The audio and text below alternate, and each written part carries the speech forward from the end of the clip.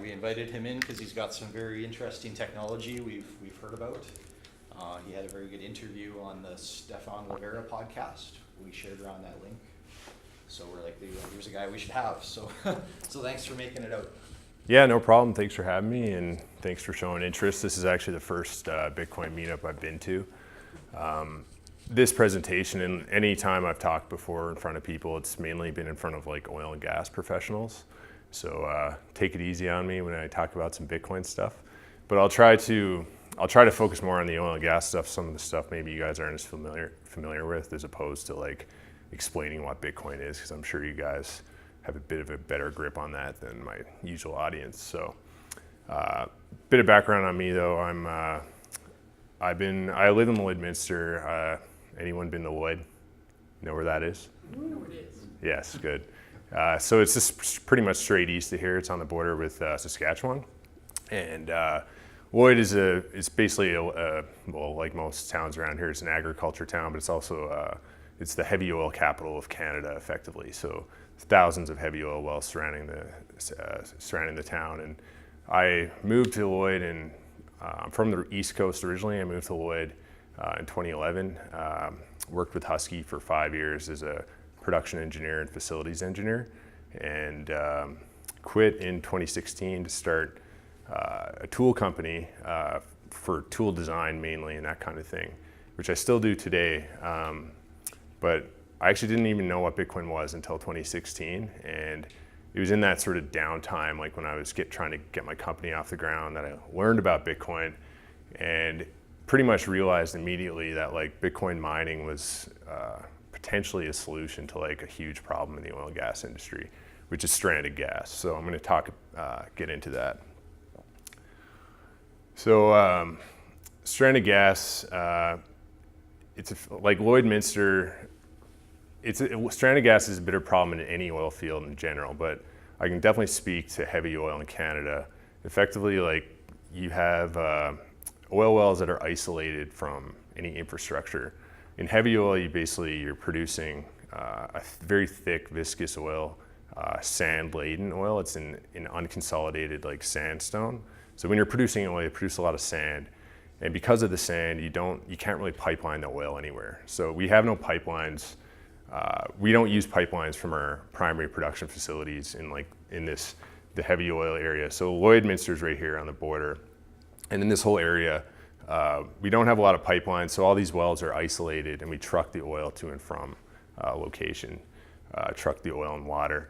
But because there's no pipelines for oil, and that's what we're drilling these wells for, we also don't have pipelines for the gas. So when you produce oil, gas comes out of solution, and we always try to use the gas any way we can, right? It's fuel gas.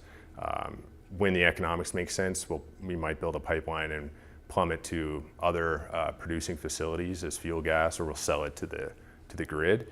But generally, this stranded gas there's not really anything you can do with it. And a bit later, I'll explain what options like producers generally have. But today, there's not really, certainly in Canada, there's not a lot of great options for this stranded gas. The two things that happens is we either vent it, so just let it go into the atmosphere uncombusted, which is pretty bad. So like methane, for example, which is the primary component of natural gas, is 25 times worse than CO2. So like 1 kilogram of methane is going to heat the atmosphere 25 times worse than CO2 on like a 100-year scale. So it's really, really bad to be venting methane. So and that's why regulations are getting stricter and stricter, preventing oil companies from doing that. So as an oil company, you're allowed to vent so much gas. You can vent up to, in Alberta, it's like up to 500 cubes a day per facility. In Saskatchewan, it's 900 cubes a day. Beyond that, though, you're not allowed to vent. You have to do something, which effectively is you either have to install a flare, which costs a fair amount of money, or a pipeline or some other conservation method. So like this sort of heat map here is the regulatory body in Alberta publishes this data every year. The most recent data is from 2016. And basically what you're seeing is a heat map of how much gas is vented in the province. You can't really see, but like, for example, the hotter, like the red spot is obviously the hottest spot. Yellow is a bit more prolific around Lloyd.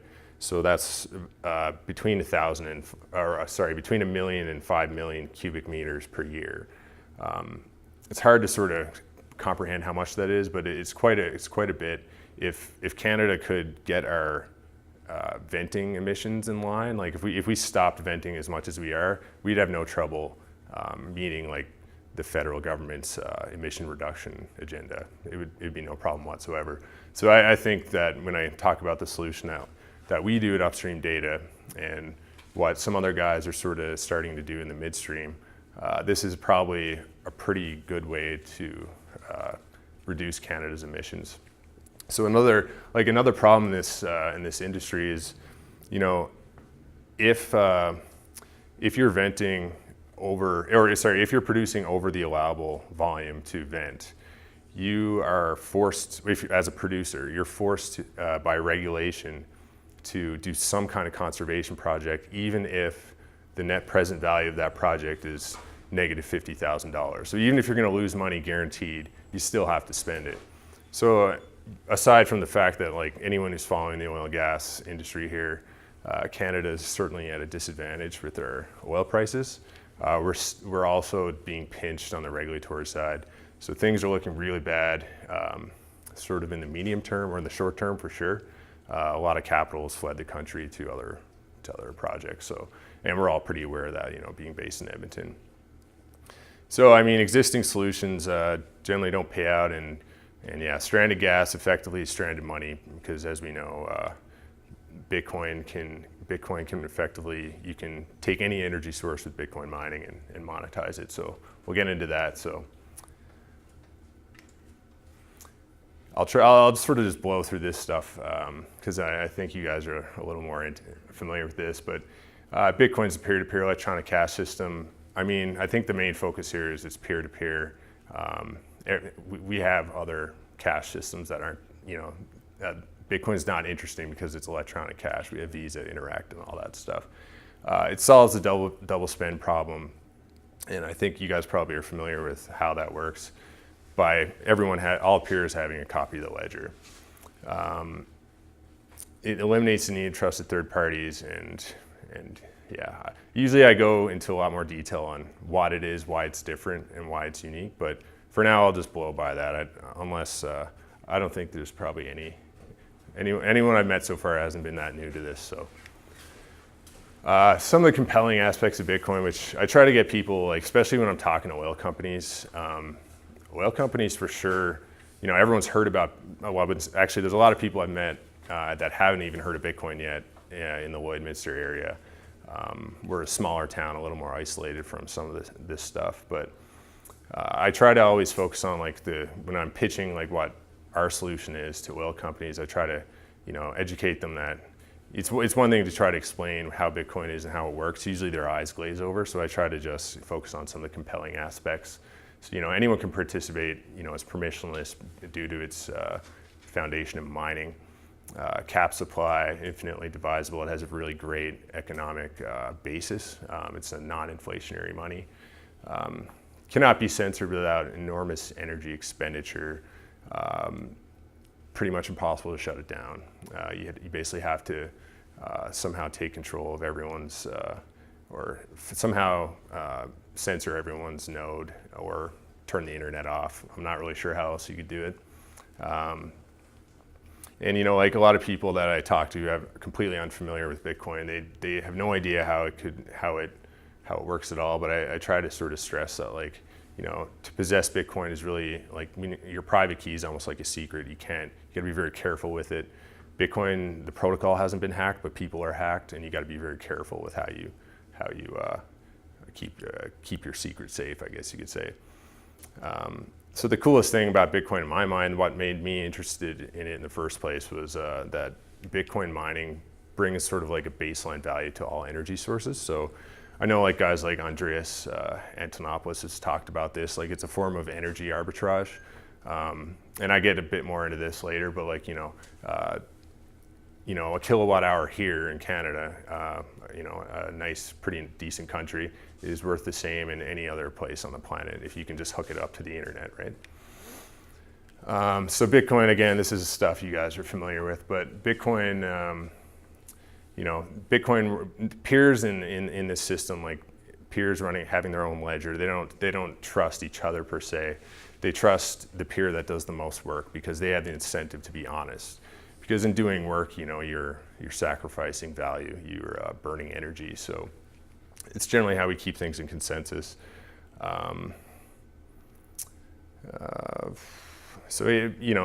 Mining is effectively a system built on strong incentives rather than trust. And Bitcoin isn't censor proof, it's censor resistant. The incentives are in place for people to act honestly. And yeah. So a bit of history of mining. Mining, it's come a long way in a very short amount of time. We're pretty much, I'm pretty sure, chip manufacturers now are on the cutting edge of chip efficiencies and node size. We're at the 7 nanometer level now, but it started. I think we're all familiar with how it started, but people, Satoshi and Hal, were mining on their laptop or whatever they were using in the early days, like pre-price discovery. Once price was discovered, and I think it started to become more competitive at that point because people saw, okay, well, if I can dedicate, my CPU, or maybe they rigged up a GPU at that time, then I can make so much profit based on the power consumption. And then once ASICs hit, like when people were actually making application-specific hardware, the race really took off. And so I try to stress, like this whole slide, I'm really trying to stress to like my potential clients that like mining isn't like this little industry that's it's become like a multi-billion-dollar thing. Like big manufacturers are in the game, like Samsung and TSMC manufacturing chips. So it's grown a lot in the last while. It's no longer sort of like this weird little side thing. There's a guy I follow on Twitter, but like Bitcoin mining gives a baseline value to any energy source, no matter where it's located on the planet. This is really what I'm all about and what I'll get into now. So this is probably what you guys want to hear about. So, but first, just to give you some examples of that. So, in the top left, I think that's Bitfarms in Quebec. Hydropower, we're using power sources that don't really have a market. It's surplus. A lot of this water is actually, it might be just surplus water going down the river, and we're able to load that up like with Bitcoin ASICs, like a load bank, to generate revenue off of surpluses that aren't generally monetized. Geothermal power in Iceland. The power in any of these places is worth the exact same per kilowatt hour if you're using the same chips. And then closer to home, we have in Drumheller and Medicine Hat, Bitfury's got or Hut 8, I think, has a rather large setup there. Has anyone seen that in person? It works, has like a contract with Bitfury. You do? I don't work for them, but Hut 8 has a contract. Oh yeah, they have right. Has anyone been to the, I wish. we're all Albertans, anyone seen it? I looked at it on Google Maps. Okay. Very curious to see. I've never seen inside one of their things, so I'd love to see that. But so it's becoming more of a big deal in Alberta. And Alberta's, we're the engine of Canada. We have most of the energy in this country. These guys are generally running off like natural gas that's already has a market, and they're getting pretty good rates. But we have an entire market of natural gas that has no market, right? Like that has no value right now. It's just flared and vented. So mining and stranded gas are a really great fit.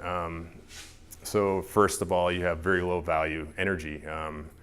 I have cases where, I mine for free on some of these sites just because they have financial liabilities based on regulations to deal with their gas. So in terms of low value energy, stranded gas is possibly the lowest cost energy on the planet. In fact, it's negative value in some cases because they have to spend money to get rid of it. You have to, like a flare can cost $50,000 to $100,000 depending on the site, with lease expansions and like other things that add up, and certainly scheduling issues which producers have downtime and less oil production. So I think Alberta is going to be well positioned in the future for sure. Remote locations, minimal infrastructure, so that's a big problem with stranded gas. You know, it's remote. We don't have the infrastructure. We don't have the market there. Minimal space. So some of this is sort of like my clients would be more familiar with this, but like some of these solutions that I'll show you shortly, these existing solutions like a flare, there's sort of spacing requirements on where you can locate that flare, like on an oil site. And the thing about what we do, which you'll see shortly, is there are none of those spacing requirements, and there's no ground disturbance requirements either when you're dealing with mining facilities.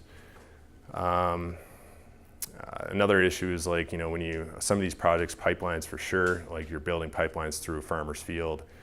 You need their approval for flares and stuff. You need to at least notify them, and they have the right to complain and set you back like months or years in your projects, and a lot of money too.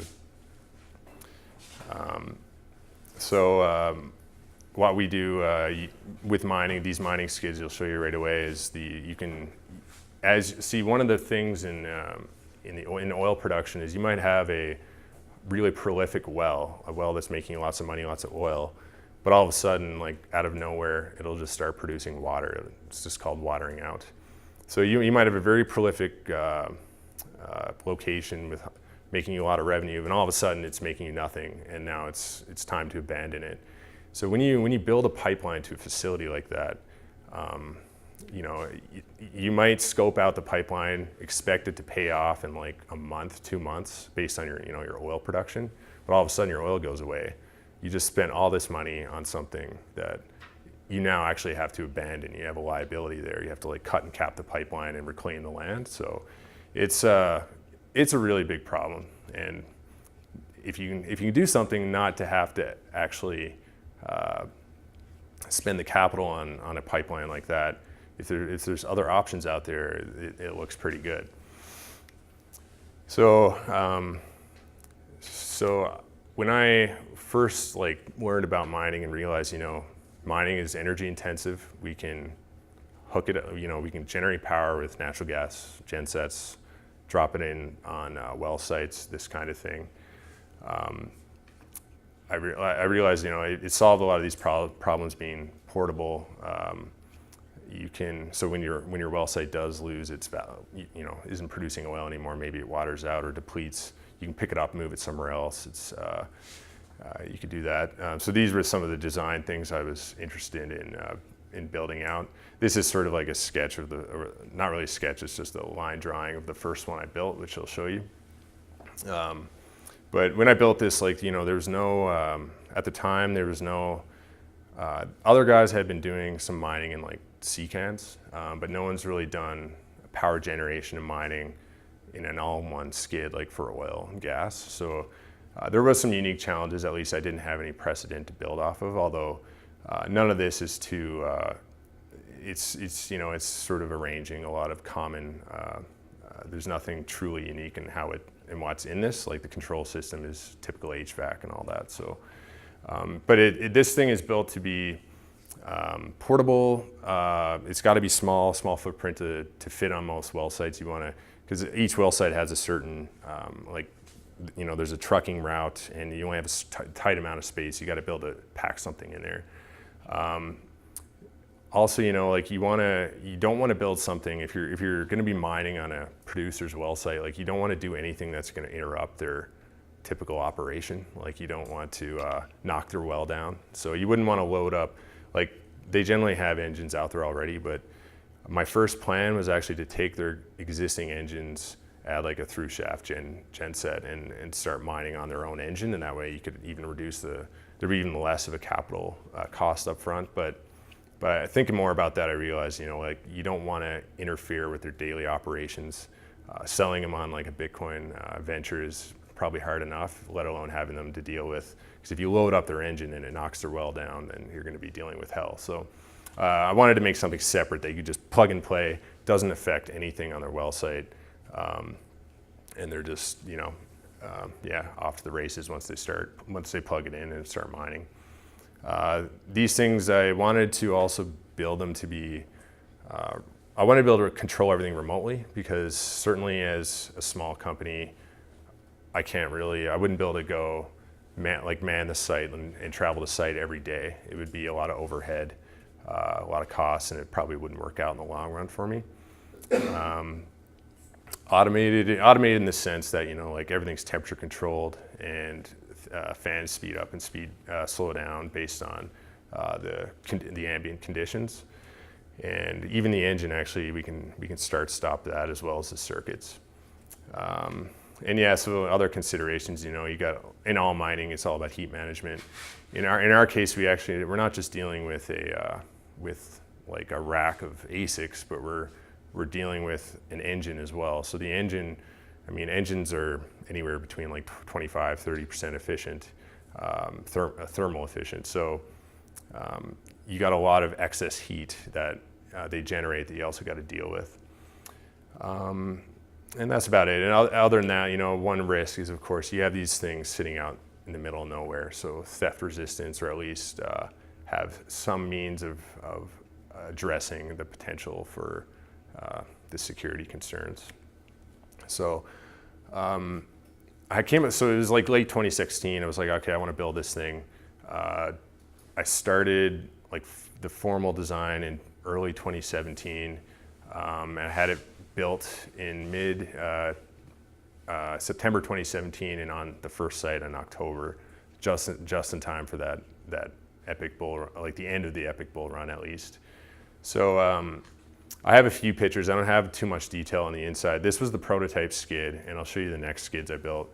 But they're generally the same idea. Like you got effectively two rooms in the skid. You have an engine room and like generating the power, so like the power plant side. And I call these things like hash gen skids. So the gen is a play on generation. So you got the engine room on the far side there, and you can see the intake louvers where the airflow is coming in.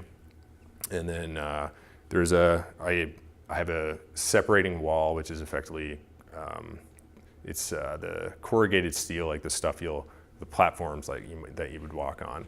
You see them all over the oil field. But this is a breathable wall, effectively, that is also pretty difficult to break through if you wanted to. So at least the room with the ASICs in them is secure enough that you'd have to basically cut into the container to get in.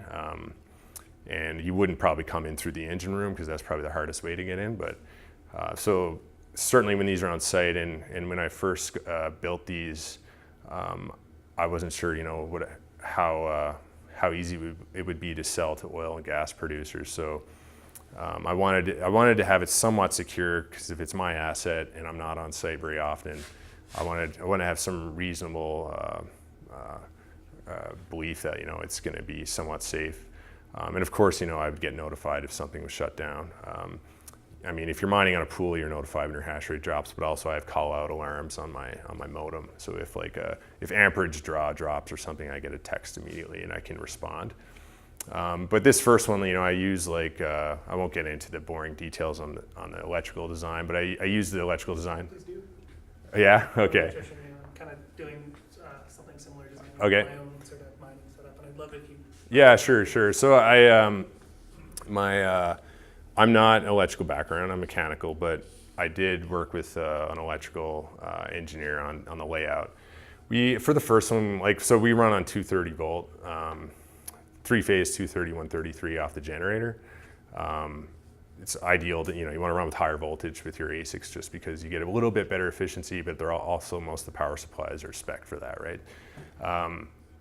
I don't, like the way I ended up building this first one, you see all the receptacles. I'm running on 30 amp circuits, but I'll never do that again, because the amount of time for an electrician to wire that up is quite a bit. and the overall expense was rather high. So what I switched to, and I don't show a picture of the newest one, or the inside of the newest one, but I used just like a standard PDU, like 30 amp PDU off like 630p twist lock receptacles. So pretty, but in terms of control, like how I control these things, because I sort of briefly mentioned, I can do, like from my phone, I can turn on and off circuits and that kind of thing. Like if you need to do a hard reset.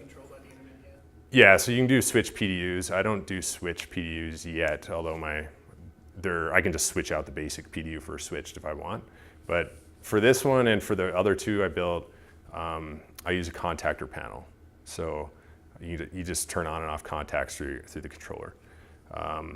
That's sort of like what I consider the Cadillac option for what I offer right now. So like if a client or if I own the skid, if I want the remote control of circuits, then I can do it through that contactor, or I can not bother with that and just do a switch PDU option. I'm also finding that I can pretty much see, one of the things you got to be concerned with if you're running a genset, you don't want to load the genset up like immediately. Like you don't want to go from 0 load to 100%. So you have to have some means of ramping up your load on your genset.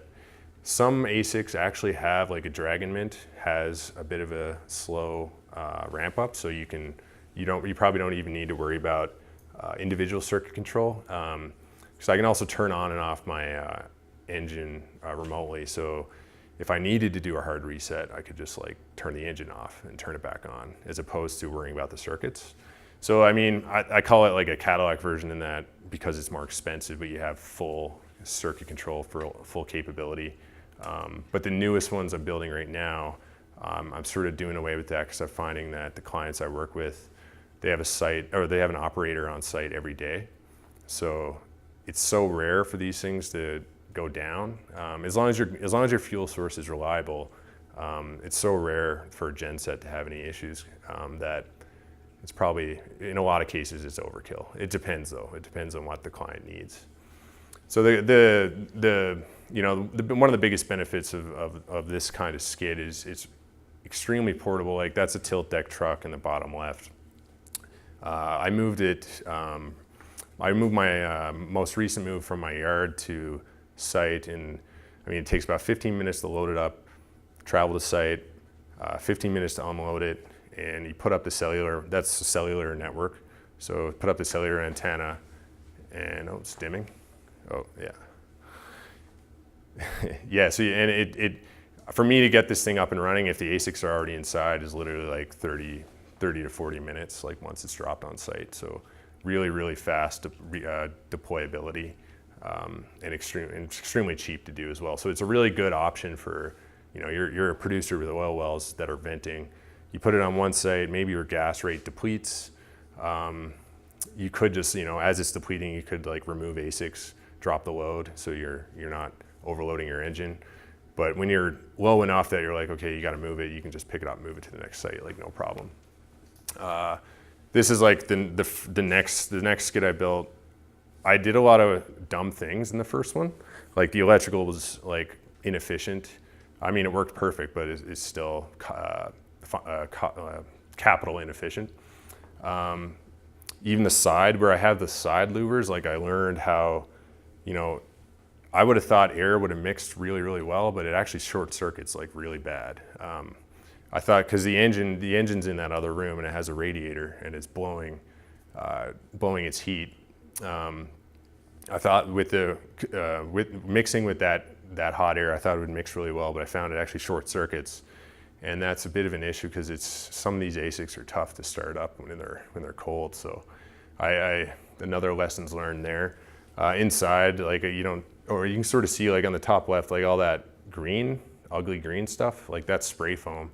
I put an insulating spray foam in there because I was really worried about, condensation. Like even though we're in an extremely dry climate, I was worried that with a cold surface that you might get some moisture condense and like drip or something on the ASICs. I really didn't know. I was sort of, coming into this blind, so I went a little too far with some of the things I did. But after I ran the first one from October through the winter, and I built the next two in June, I learned so much that I completely optimized and took out a lot of these silly things. You can barely see it. In that top left picture, if you see on the left wall, there's like this little white box. Like I even put in this like propane furnace. So, because I was really worried, hey, if this thing, you know, I put a lot of money into this, especially at the time when the ASICs were very high priced. I was really worried about when it does shut down inevitably, if it's like minus 40 out, which it has been like when I run these things. I was just really worried about the integrity of the ASICs because, you know, you got circuit boards. You want to minimize the temperature cycling, you would think, right? So I was really worried about that. So I figured, okay, well, if the engine drops, this thing will switch over automatically to fire up the propane heater. I ended up never using it, and it has shut down in really cold weather. Hasn't been a problem. So it's one more thing I optimized for the next one. But yeah, these are the newest ones, a little more cleaner looking. The engine heat is, you can optionally direct vent it out. So it was like a 37-degree day this summer. You know, you're starting to reach the high, like you don't want to get much higher than like high 30s when you're operating ASICs. So you're going to want to vent the heat away from the ASICs themselves. But in the winter, the engine works really well because the engine preheats the air, so I'm not running at like minus 40-degree inlet temperatures. And you can recirculate the hot air coming from the ASICs, but since I had the heat there anyway, I might as well use it. And then, okay, so like some specs, because, you know, I'm generally talking to people that are looking at putting these on their sites, but these skids, I can do up to 130 kilowatt in like one 20-foot container. The problem I have to deal with that like other guys off doing container mines don't have to deal with is having a power plant in the skid. So that power plant takes up a lot of room. And so it's really a function of how much can I fit on a rack that's going across the skid instead of down the length. So about 135 is actually probably what I'll be maxed out at. The one I'm currently starting to build is going to be 135 kilowatt.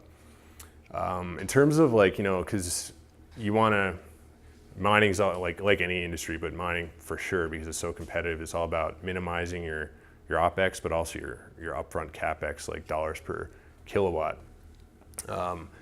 I found that, like, I've been finding that the small block Chevys are, like, from a dollar per kilowatt perspective, are just excellent. I'm not sure how familiar you guys are with engines and gensets, but you know, a lot of guys run off like Cats and Cummins, larger generating sets, but these things have a much higher upfront cost, and even though they might have a lower or a better all-in OpEx like over the lifetime, that upfront cost really hinders payouts. So I focus on the cheap dollars per kilowatt. The small block Chevys seem to be really good for that, and they're very common in oil fields. So anyone that runs one of these things is already completely familiar with how to like service it and that kind of thing.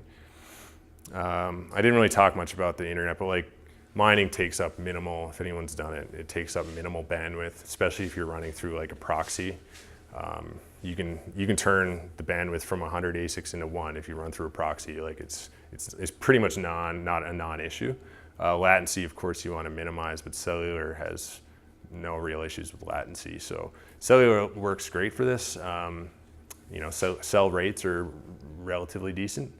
And at least in the oil field, like you generally have good cell coverage because a lot of well sites already need communications, so you generally have cell towers in the area. So this works really well.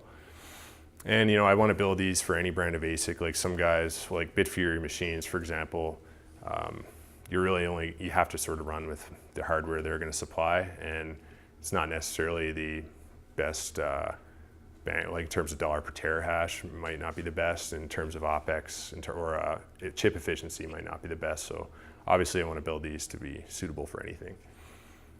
And yeah, so I mean, this is really focused on vented and flared gas. I don't have any on a flared site yet. I have been talking to some people about it. my area, venting is like the big problem. Flaring isn't as big of an issue, although I just toured some guys from Texas actually yesterday who wanted to come up and see it, and they have a lot of flared gas down there as well. So globally, there's flaring probably more gas is wasted through flaring than venting, because most people or most industry try to, we all try to combust it where we can, but sometimes there's reasons why that's not as viable. But otherwise, like any source of like low value gas is like a potential application, like bottleneck facilities. Bottlenecks, so you have a surplus of the fuel. And a lot of facilities, like I've been in talks with a couple companies. I'm sort of designing a standard, let's call it a standard mining container that doesn't have the gen sets in them right now, just because I'm finding there's a decent interest from facility operators that have, let's say, an existing large gen set. It might be like a megawatt or a 400 kilowatt generator powering their facility, but over time, for whatever reason, there's less load on that generator, so now it's got like 300 kilowatts available, and they have the fuel, and it's basically dirt cheap or free. You might as well load that up with you might as well load it up with a Bitcoin load bank effectively. So that's sort of the next thing I'm looking at. And then, these are sort of the main options. Like I've touched on them all a little bit, but this is sort of what I market, like to compare mining to, incinerating or combusting or flaring. There's many different ways people will burn gas. They get pretty creative. Like tanks generally have a burner system, and there's actually a company right now selling, and I think they're selling pretty well, which is sort of funny because they sell this burner system. They market it as an inefficient burner system, which is not usually how you market a product, but they're basically saying, okay, put our system in, it'll burn more gas than which is actually necessary, but that gets rid of more of their vent rate. So the oil companies are actually paying for this stuff, which is ridiculous. I'm working on a project with Husky, my former employer actually. I wouldn't say working on it, we're scoping it out. They're looking at installing 400 kilowatt gen sets to sell power to the grid. But again, the problem is there's no, the closest tie-in to the grid is a certain distance away, and there's a certain cost to tie that in. And then you only get a certain rate, and generally you'll make more money mining off power than you generally will off selling it to a utility. So, and then of course the most common option is the compressor and pipeline option. But as I said, you spend all this money on this infrastructure and your well dies, or for whatever reason you have all this liability that is stuck there. And pipelines don't disappear; they just sit in the ground until they rot away effectively. Yeah, this slide, I try to. So that red line, you can barely see it there. That is what upstream oil and gas producers in Canada earn. It depends on every facility, but that's the Alberta NGX monthly. So that sort of fluctuates between like $1 to $2 Canadian per gigajoule. If you look at the equivalent revenue, if you're using, so this is based on if you're using the best ASIC at the time. So at the end of 2017, for example, the S9 was still the best chip efficiency. So with an S9, that would be what you'd be earning per gigajoule of gas equivalent powering, let's say, one of these Bitcoin mines. So I was lucky to be mining rate when it started to peak. And then, of course, prices dropped. Hash rate, if you've been watching, has peaked, and it's sort of actually dropping a bit right now. So we've sort of met this equilibrium between profitability in dollars per kilowatt hour versus like OpEx, obviously. There's obviously a lot of inefficient miners powering down right now, so the hash rate's been dropping. And of course, there's also a hash war going on, so that's probably taking away some of the hash power. But generally, you see like mining, the good thing about the mining business is that the most efficient miners, at least in theory, should be able to stay in business, because if you can operate basically under the general market's operating costs, then you're always going to be making money, because those guys are going to turn their hash rate off right before you will. And you're almost seeing, I don't know where the equilibrium price will be. This might be more useful to some people as in dollar per kilowatt hour, but I converted to gigajoules of natural gas because that's what these skids consume. And that's sort of what these guys are already thinking of, like dollars per MCF, dollars per gigajoule. But I mean, it's even right now, mining is at its lowest profitability it's ever been. And it still kicks the crap out of selling gas to the market. So, and there's not really any reason to think the gas prices are going to go up anytime soon, because I mean, oil production technology is also gone somewhat exponential over the last decade or two with fracking and accessing these tight shales. So there's really, I don't think anyone would think is that bullish on gas prices. You guys don't really need to see this, but this is something a lot of my normal people I present to haven't seen. And but yeah, I mean, it's sort of like the when in doubt, zoom out sort of idea. This has been rather remarkable, and even in the last week or two, we've suffered a pretty ugly dip. It's not really, for anyone who's been around long enough, I don't think they're too concerned about where this is going.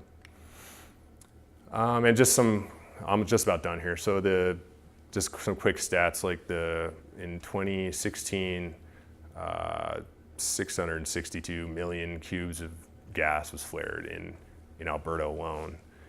If you like extrapolate on a global scale, like Alberta is a big producer of oil and gas, but like we're talking like there's a lot of wasted energy out there. And then vented too, like Alberta, about a third of the flared is vented in Alberta. And as we discussed, like it's very, very bad for the environment. I'm pretty sure we could actually almost meet our emissions reduction. So I honestly don't think we're gonna see, outside of maybe hydro, obviously still staying competitive because they have effectively almost a free surplus with any time their plants are underloaded, they have a ton of extra water in the river to use. Outside of hydro, I think everything is going to go towards the oil and gas industry in the next decade for mining. I think you're going to see a huge market share in the oil and gas, not just on wasted gas, but even there's a lot of sources of natural gas that are cheap enough to actually compete with hydro. And at least in Alberta, like I can't remember. I think I was using $10 per gigajoule in that previous graph, but based on that dollars per energy unit, that's 700 million in Alberta of potential mining revenue just not being mined. So it's not an insignificant number by any means. And so I mean personally, I think mining is going to completely change the oil and gas industry. So I know there's more than just me doing this now. So I think it's going to keep growing. And this is just explaining to our clients what we do. We have pre-designed skids that we build, sell, or host, or potentially rent, depending on who the client is, if they're in our sort of operating area. But like I have one site owner, which I'm paying him a small amount for his fuel. He's taking care of the engine and stuff, and we're happy. I have another one that has a bit more of a problem with their vented gas, and they have regulatory issues. He's happy for me to be there. I just get the gas for free. And I've been on a few sites with the first skid. So we've talked about different options. I think going forward, like I find with the oil and gas companies, even though it solves their problem, they still want a piece of the pie. But most of them don't want to buy ASICs. Like no one, like oil and gas, I've sold a couple skids. So some small companies are interested in being miners, but the big guys like the Huskies and the CNRs and the like here in Canada, I don't get the impression they want to invest in mining, especially in this market where capital is really tight. But they're all very interested in like power purchasing agreements. So, like I put my skid on their site, maybe they buy the skid and I guarantee them a rate based on like per kilowatt hour, just like I was a utility. So that's sort of the way I've been offering it to these bigger guys that are a little more risk averse and certainly are a little skeptical about the Bitcoin thing. And like I've talked to some guys in the States who are thinking of doing something similar, and we also do custom like engineering design. If a guy has a facility and he wants to integrate, my partner owns an engineering firm, so we sort of work on that too. And yeah, that's really it. So yeah, so you guys were a bit of a different audience than I'm normally used to talking to, so hopefully that was somewhat informative, but yeah.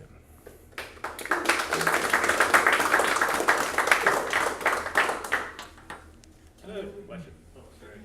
I had a question on that last slide. So it sounds like there's 3 ways you're making money. You're selling the hash jet skid itself and making money off that, and then also making money off mining. Like there's like a split between you and the producer. Yeah, like so the one like the first. So I had the prototype skid, and then I sold that to a third party that wasn't an oil producer, and I now host that for him. So so there would be a hosting fee, but he owns the ASICs, right? In that scenario, I built 2 more, sold one to an oil company. They own the skid and own the ASICs. So, and they're actually very independent. And he was actually very keen on Bitcoin, so he's quite content doing all the operation himself. So that would be like an example of a sale in which it's sort of handed over and that's it. Like I'm not involved, but I'm helping him when he's not that technical on mining, so I do help him a little bit, but I don't charge him for that service. And then for the most recent install, the one I just hauled out the site last week, they give me the fuel for free. I make money on the mining, and there's no other transaction. So what's their upside on? Their upside is they're not venting. Oh. So like for example, yeah, like they were venting. I don't know the exact volume, but based on what my skid consumes, I would bring them into compliance. I think they were at like probably 1,200 cubes a day, and I brought them down to that skid right now only has one small block in there, so it does about 500 cubes a day consumption. So it brings them within the allowable, so they don't have to spend any money at all. So that's the benefit they get. Yeah. You get a present because you're the first one to ask a question. Oh. I only have one hat, so there you go. Thank you. That's so nice. Curious, for your talking with your oil companies, what are they offering you in dollars per kilowatt hour for the natural gas instead of gigajoules? What's the price? I've the one guy the one guy that I am paying right now, I'm paying like a fraction of market rate. So market rate, like I showed, was like it's coming on winter now, so it'll go up to probably like $2 or like $2.25 or something. Kilowatt? Per gigajoule. I was asking. Oh, right, kilowatt hours. I think if you convert based on because it's also based on engine efficiency, but the last time I looked at that, I think it was like maybe 2 cents, like 1.5 cents. Sounds about right. I'd have to look again. Yeah, that's excellent. It's low. It's very low. Yeah. Now, I mean, the downside of what I do, like if you compare these like small skids to like that I showed that Bit Farms, right? Like one of these big mining warehouses, they have way more power. So their dollars per mega or dollars per kilowatt is capital is relatively low, whereas mine is going to be a little higher because I have a much smaller skid and I don't have the economies of scale to the same degree. So I lose on the capital side, the upfront capital, but I pretty much kick their butt on like OpEx, like generally. Like that's especially the skids that I have that are fully remote control. I didn't go out, I think I went out to the skid once all last winter, or like maybe once or twice. But the only other reason anyone had to be at the skid, other than the operators just looking at the engine daily, is the mechanic to do like an oil change, because you got to do that like once every 3 months. But yeah, so there's a bit of a trade-off, like a bit more capital inefficient but you also got to remember the power plant is there as well. That's what enables the low OpEx, because you're not paying a utility, right? What miners are you using now? What's that? What miners are you using now? I actually just bought some more S9s. You know, a lot of people talk about how they're obsolete, but they're not if your power costs are low. They're still pretty cheap now. Yeah, exactly. So I buy them. You know, if you go in the secondary, if you're not buying, even right now, if like I don't buy off eBay yet, but I was looking on eBay and they're cheaper than from like Bitmain. Now they're used, but still, like Bitmains are used too. so no, I mean, and there's a lot of like you see the hash rate dropping. There's a lot of guys wanting to recover some capital from their ASICs. So I'm buying off a guy in Montreal who's got a large operation, which is nice because I'm getting a bit of a better deal with the used equipment, and it's not cross-border. I don't have to pay duty and that stuff, that kind of thing. So. How many miners in a container? The one, like the first container I built was 115 kilowatt. I built that for a big genset, like a Cat or like a Cummins.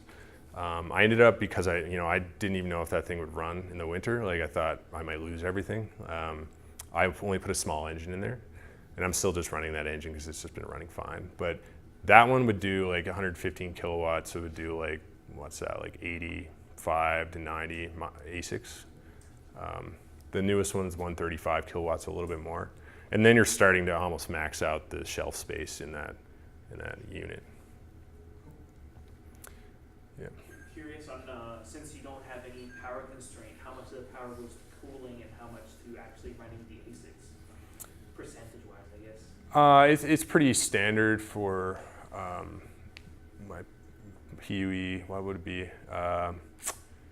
Well, I got two horsepower fans, and they don't run full load. Right now, in the winter, the fans are barely spinning, like almost minimal cooling costs.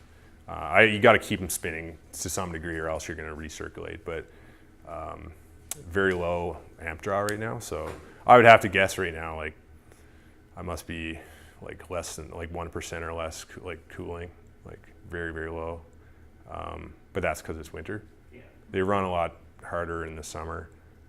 I haven't actually looked. I find that actually I can run just one fan. 2 horsepower fan seems to be fine. But I'd put 2 in because I originally wasn't sure. I sized it based on CFMs. The 1 seems to do okay. The hottest day of the summer I had to run 2, but so it was a good choice to have 2, but yeah. Oh, yeah. Can you give us just roughly like how big is your operation, and then what is stopping you from building lots and lots and lots of these units and getting them everywhere?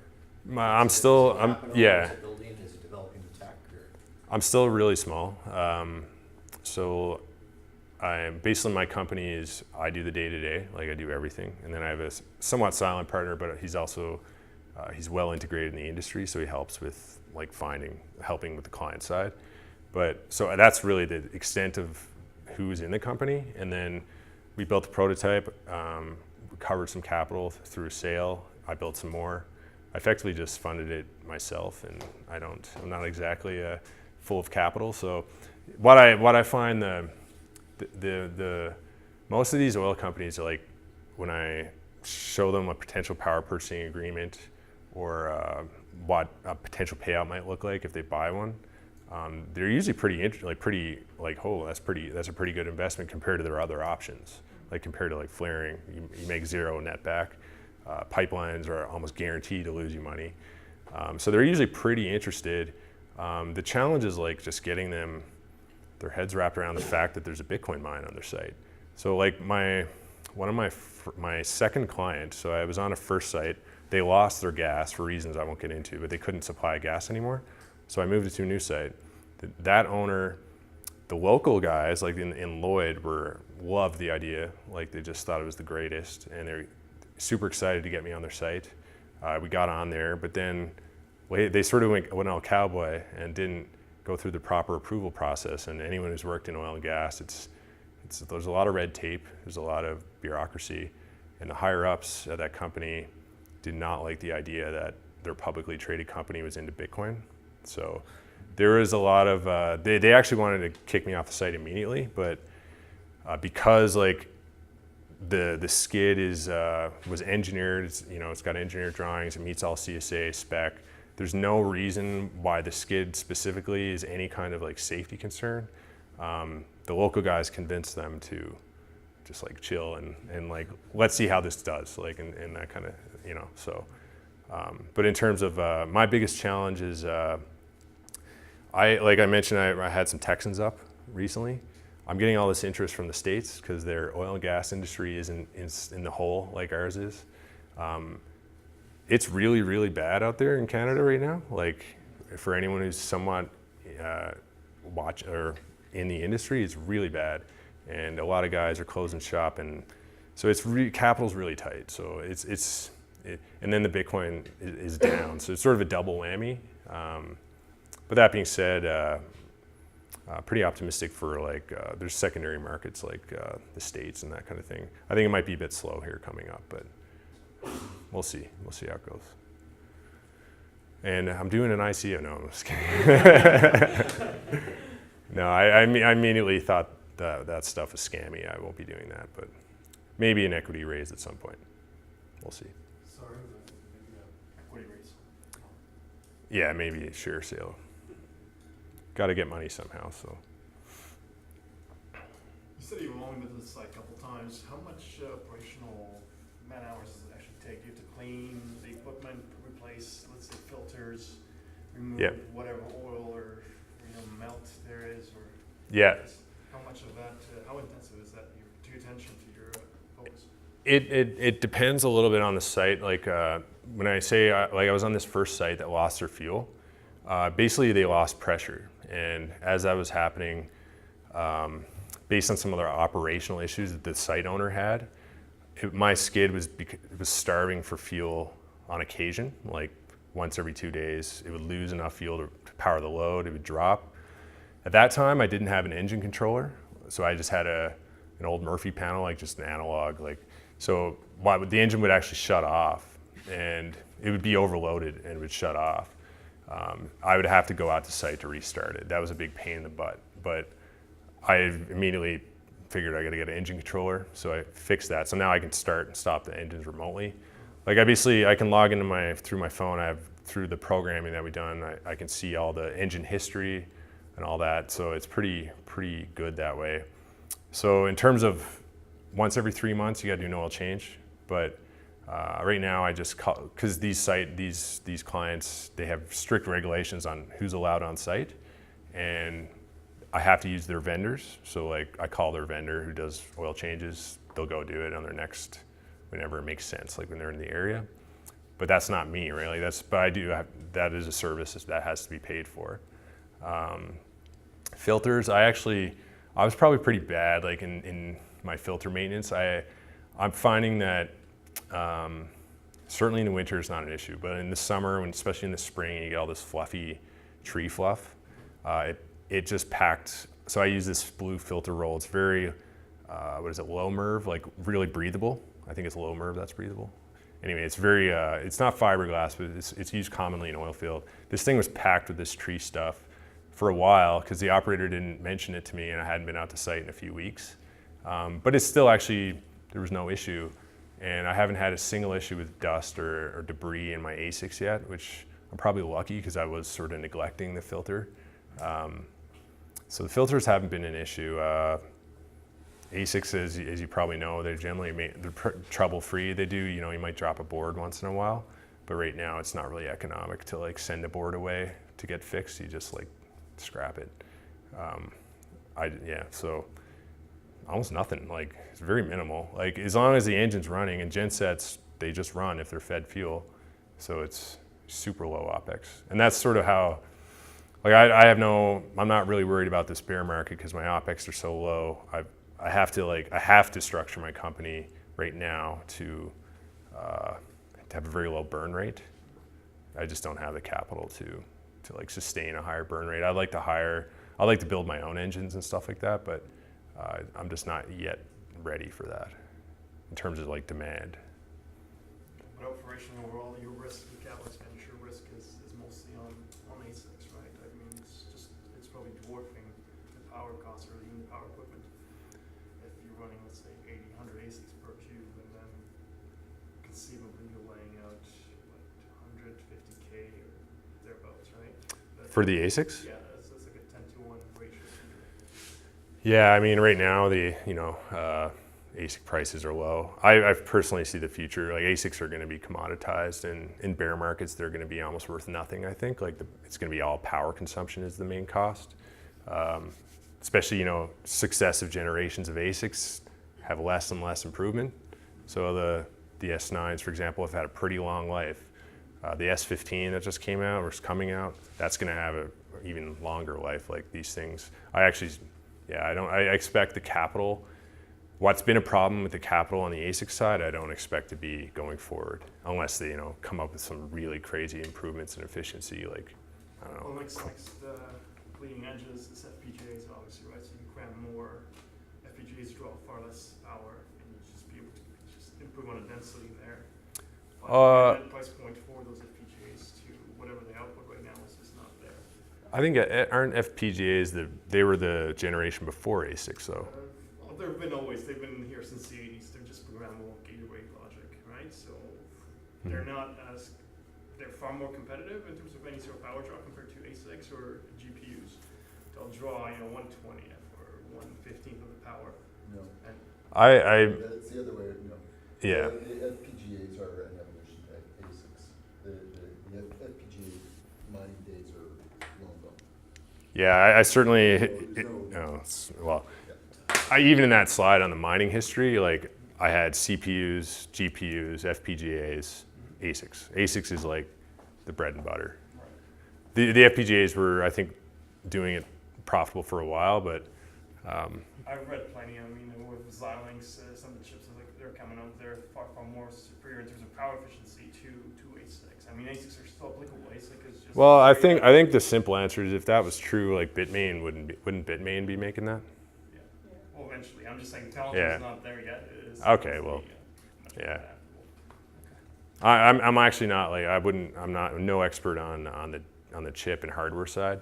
I'm just an idiot that figured out how to plug it in. So. How do you stop someone from rolling up with their own tilt deck truck and Yeah. running off with your CCAN?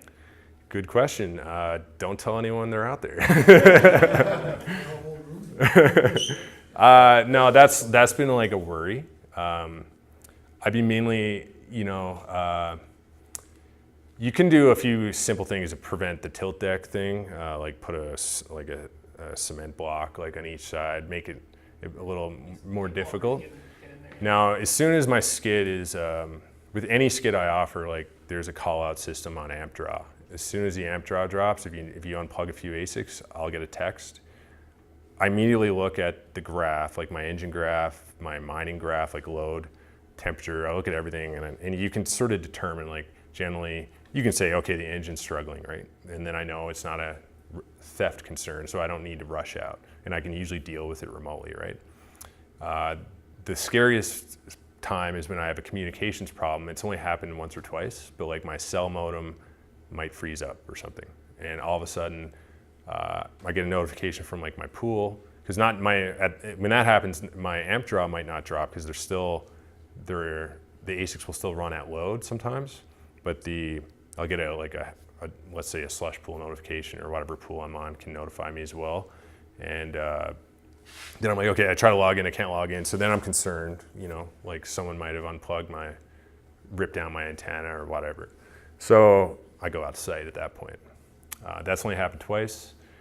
And further than that, I have integrated into it, I don't do it yet, but I just have to install it, is like motion detection in the skid. If someone gets in there that shouldn't be in there, like in the lock side, I'm warned. There's a few things you can do, but unfortunately I haven't figured out how to make it theft proof. If you figure that out, we should talk. Put a camera on it. So that record it. You can Yeah, have so 2 hours before it goes down, and then you can know when Yes. someone pulled up in a truck and started messing. So a camera, yeah, I can easily plug that in, like have an Ethernet-based camera, and just VPN and check it once in a while, but also have it recording. At least get you evidence then, right? Yeah, and then you know if It's a deterrent as well, like if you have a camera set up. I just haven't done it yet, because I can literally just go buy it off Amazon and plug it in. I just haven't done it yet, because I'm not that worried yet. When I scale up a bit, I will be doing that for every skid. But it's all built to be just plugged in. I have a really robust controller. You can do all kinds of add all kinds of stuff to it. Besides the fact that there's a network there that you can do anything over Ethernet. So. Flamethrowers. Yes. Yeah. H2S canister somewhere there. Not open door, H2S. Yeah. Yeah. I mean, oil sites, like, they do have issues with theft. Like, people are stealing, like, batteries out of engines and stuff like that. Generally, like most, there might be a point in time where people are more aware that oil producers are mining and there's valuable equipment in there. Right now, there's already a bit of a deterrent to go on a lease, but yeah. I think at least I'm not too worried. I'm more worried now than I am in the future because I see the future of ASICs being almost like borderline free, like so commoditized that like manufacturers will send it to you for free if you run it for them, like for a small fee, right? Like that's sort of the way electronics it quickly reaches the marginal cost of production, right? Yeah, it's just my view on it. I don't know if it'll come to pass, but yeah. We'll throw out some numbers for that couple 1, 2, and 3 there under 8. Okay, yeah, so I build the 135 kilowatt skid is about like 145,000 Canadian. You're talking like dollars, right? Yeah. Numbers. Yeah, I'd build that if you're a client. I'd build that for you for about 145. It depends. Like it could be a little less if you don't want all the features, like remote engine start. I could dumb it down a bit because if you're on site every day, you might not care about all that. So, but about that range, and then it scales down somewhat proportionally based on the load. The most load is 135. I can do one of these skids, and that'll be probably the best price point. That'd be everything except the ASICs themselves, right? Yeah, that wouldn't include the ASICs. But I could also I could get them hosted for you. Like let's say if you didn't want to invest in ASICs, you just wanted like power payment. I try to price it so that the payout is relatively reasonable. Depends on a few things. It can be as good as like a year payout. It can be on the power purchasing agreement. It's going to be longer, maybe 18 months on the skid. The ASICs, of course, if you buy those, they have to pay themselves out as well. But the skid itself should last quite a while. So at least when you're talking compared to what their other options are, it's pretty good payout wise. I actually haven't done any renting like per se, but a lot of guys ask me about it. This slideshow is a couple months old. I'm not sure. A lot of guys like down south have asked me about renting. They want to try it out, but I'm just saying no because I can't service that area, right? Yeah, too far. Trial, obviously, I don't pay you anything. You get to get rid of your gas problem, and that's like the guy I'm doing it with now. Get rid of your problem, and I take all the risk. That's probably like the next skids I build. I'm building one on order for a client, but the other one I'm actually just building for myself, and I'll probably just keep finding more places like this. I'll just operate it myself, sort of like like Bitmain will build ASICs, mine it until they can sell it. Like it's sort of the same thing. What's the uptime on your machines that you have in the containers, like between them moving them through places and stuff like that? Yeah, if it's on a site and the fuel supply is fine, like they're not having wells like maybe drop or something. Gensets just run like constant, like no problem. But you do have PMs and you will have the occasional issue like a power bump and you have to. I'm finding like I've had periods of like 99%, no problem. Like I won't ever say 100, but like 99%.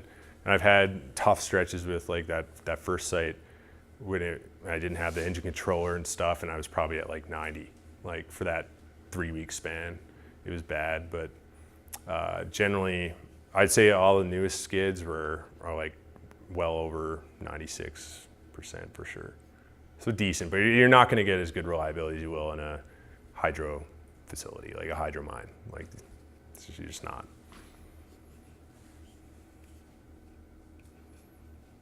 Yes.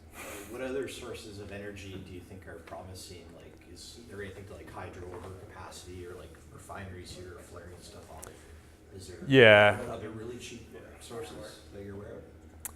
Yeah, you talking like sources of like gas or sources of just any energy in somewhere where general? somebody's got energy and nothing to do with it. I know one. Wind. Down in Pinch Creek, they're selling energy to the government for about 3.4 cents per kilowatt. Those are the contracts they signed. Yeah. Yeah, I think like I'm a little skeptical.